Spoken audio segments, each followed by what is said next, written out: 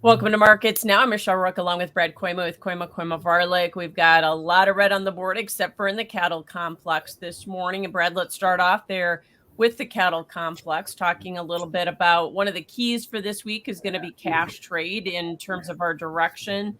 What are you thinking after a down week last week? Are we going to be down again this week or not?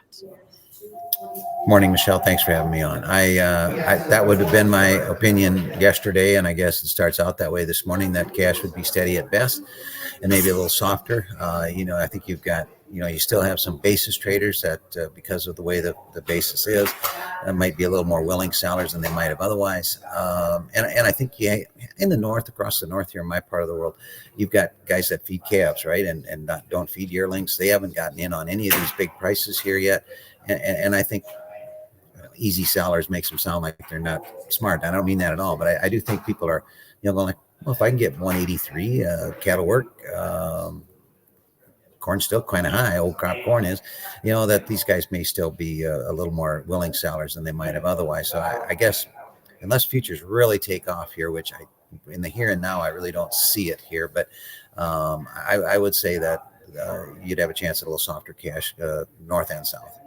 Yeah, we still have a discount, but how much more of a correction do you anticipate in the futures here?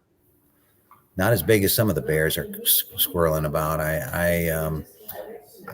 I think, well, so 190 was the cash. August cattle have been below 170. The market's got a $20 break built in. That's a big break by anyone's standards. The question is trying to speculate on what basis ought to do. Maybe you're better off looking at it this way: can cash get below 180? Yeah, probably. Will it get a lot less than that? I'm starting to think it's not going to. So let's say cash holds up at the high 70s, 76.7 or something like that. And at basis, maybe it's 10 under like it has been. So then you take the August cattle to what, 166 or 7? And that's kind of the camp I'm in. I am greatly influenced by the fact that we are incredibly current, and that shows up in the weights. I think people really appreciate the fact that often in my country we're not only not current, but we're backlogged, where the cattle have performed good. We don't like the prices, and so we're 30 days behind. Now we're 30 days ahead. Okay, 30 days ahead instead of behind. That's a big change in supply, like 10-12%. So we'll see. Obviously these are big prices. We always have risk from outside demand influences, black swan events, but the way the market sets up here, short term, we got a little issue with the funds, but I think the market's in pretty good hands, Michelle.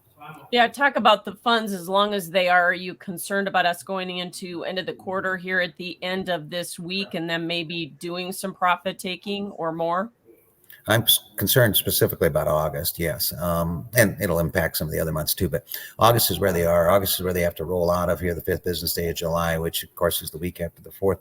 But there's going to be a mountain of pre-roll before that as well, and you have to have somebody to sell it to. You have to have a speculator someone along that is willing to buy those August cattle. So it feels to me like that's a place a little bit below us here, but we'll see. I know. I have some reservations that I want to stay cautious here for 2 or 3 weeks just to see what that big liquidation, that fund position is going to mean to the market. It's bigger than normal, and so that may affect the market a little abnormally as well. Okay, we should also point out that we had a big kill week last week, right? Huge kill week, 125,000 again yesterday. All these bearish demand naysayers, talking about how, consumers backing off and all this other stuff. I don't know, show me. Clearly the packer isn't going to kill this big with smaller margins unless it's working. And clearly it must be working for him. So we're still in that seasonal time frame. If you had grabbed a seasonal book, you'd say weights are going to go up and beef is going to go down. Okay. Yeah. Whatever, but if all you traded with the seasonals, Michelle, you and I both know that you would be broke in a short amount of time. So we're up today, though, led by the feeders, which are responding to this gap lower opening in the corn market, right? Yeah, that's correct. That seems to be the dominating influence here as we start our first 15-20 minutes here of the trade. Sharply higher feeder because of the corn break, and corn approaching here now. Within a couple pennies here right now while you and I are visiting of what 50% retracement is.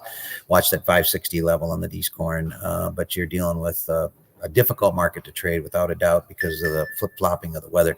But a forecast that, at least for now, is suggesting that it's much better chances of rain in the eastern, central, and eastern part of the Corn Belt, that area that needs it the most. All right, that doesn't seem to be helping out the hogs this morning, but hogs have had such a good run here. How much more upside do you see in this market, especially as we got hogs and pigs tomorrow, and we're running up against that July 1st date where we're going to be worried about Prop 12. Yeah. Yeah. How much more? Zero. Well, that's a little strong, right?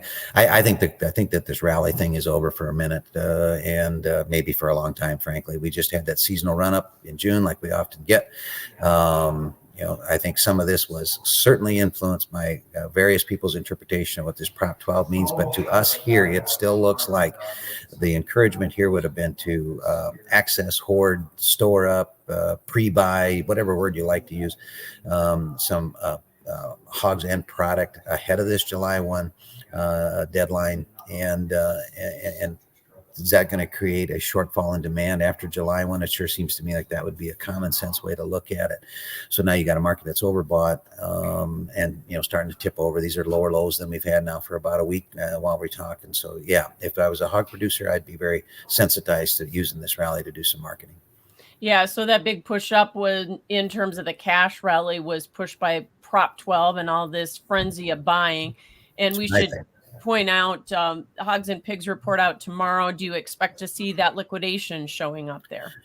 Well, I was looking at those numbers, and basically, it's 99. If you want to take a guess, that's what three major categories are.